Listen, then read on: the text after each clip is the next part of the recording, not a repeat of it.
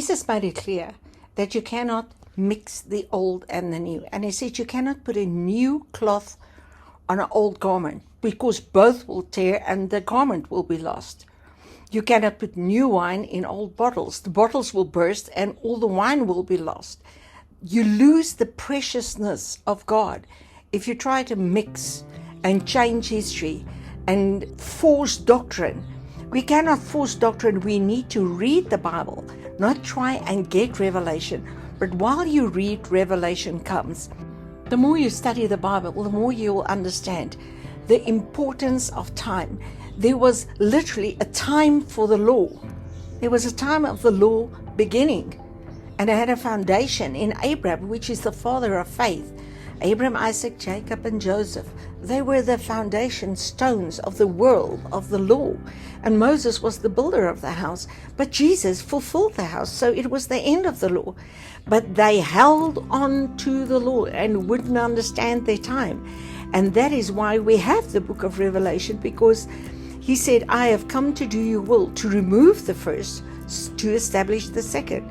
We cannot hold on to things that is already past and not understand. All we have now is the patterns. The world is still following the patterns of Babylon. The pattern of disobedience is still found in the church, but we are now in the time of the kingdom. And the minute you understand your time, it's like a freedom that comes over you. The law was given by Moses, but grace and truth came by Jesus Christ. And what came by Jesus Christ annulled the law, because the law was infiltrated with Satan's seed, and it became an abomination to God. Now the law had to be removed, and we cannot go back and rebuild what God has removed. We cannot rebuild a temple. We cannot go back to Jerusalem, because we are now the new Jerusalem. We are the living temple of God. The true light shines in our hearts. Israel was ruled by judges, but they said, we want a king. And when they got their kings, God also sent them prophets, one after the other one, warning them of what was to be their end.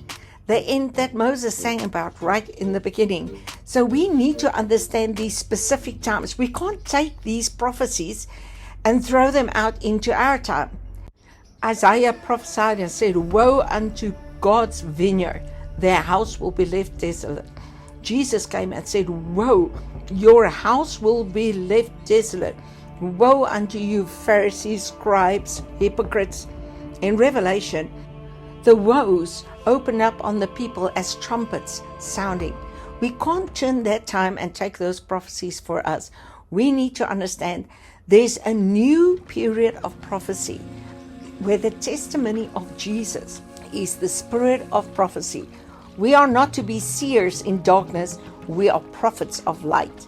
And the testimony of Jesus should be the spirit of prophecy. We need to have an open mind to understand that everything that we've learned is not exactly right, because as time goes, revelation grows, and God winks at the days of ignorance. The only person that can ever bring reformation was Jesus Christ. No human being can do that. But he says in Acts, this same Jesus will come again, and there will be times of refreshing unto the restoration of all, and then there remains a rest. Martin Luther brought a refreshing. Jesus Christ brought the reformation. So we need to understand the times of the kingdom. A seed, a blade, a ear, and the harvest. These are all different specific times. Like a river that came out the door, ankle deep, 1,000 cubits, knee deep, 1,000 cubits. 4 periods of perfect revelation, growing unto perfection. And we cannot mix and change these times. We need to wake up for the time we are. We need to understand the judgments of the world.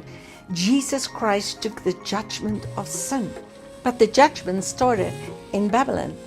From there it was the judgment of the kingdoms of the world, which was like the chopping down of trees, and only one branch remained.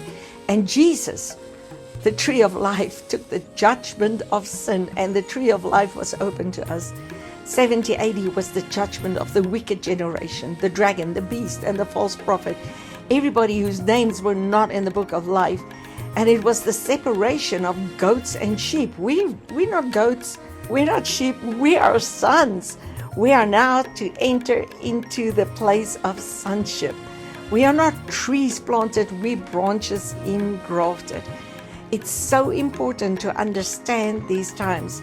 And the more we understand time, the more we understand the purposes of God, taking us back, bringing restoration, not just to the humans, but to the whole of creation.